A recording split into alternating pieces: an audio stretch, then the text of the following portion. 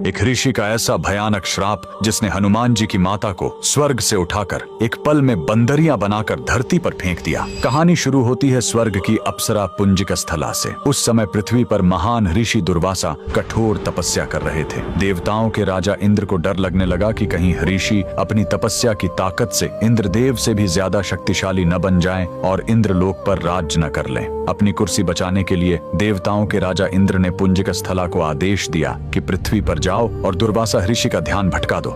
इंद्र के आदेश पर वह ऋषि के आश्रम गई और उनकी तपस्या में बाधा डालने लगी। ऋषि दुर्वासा ने गुस्से में आंखें खोली और उसे श्राप दे दिया। तूने एक चंचल वानर की तरह हरकत की है, जा पृथ्वी पर तेरा चेहरा भी वानर जैसा हो जाएगा। अप्सरा ने रोते हुए ऋषि के पैर पकड़ लिए। तब ऋषि ने दया दिखाई और मुक्ति का उपाय बताया। जिस दिन तुम भगवान शिव के 11वें रुद्र अवतार को जन्म दोगी, तुम वापस अप्सरा बन जाओगी। इसी श्राप के कारण उस अप्सरा ने पृथ्वी पर वानर राज कुंजर के घर बेटी के रूप में जन्म लिया, जिनका नाम अंजना पड़ा। बरी होने पर उनका विवाह महान वानर योद्धा केसरी से हुआ, लेकिन श्राप से मुक्ति पाने के लिए उन्हें एक पुत्र की आवश्यकता थी। इसलिए माता अंजना ने हम्पी के इसी अंजनाद्रि पर्वत पर भगवान शिव की घोर तपस्या की। सालों की तपस्या से शिव जी प्रसन्न हुए और वायुदेव के माध्यम से अंजना के गर्भ में दिव्य शक्ति स्थापित की। और तब इसी पहाड़ी पर जन्म हुआ बजरंग बली का। हनुमान जी के जन्म लेते ही माता अंजना का श्राप टूट गया।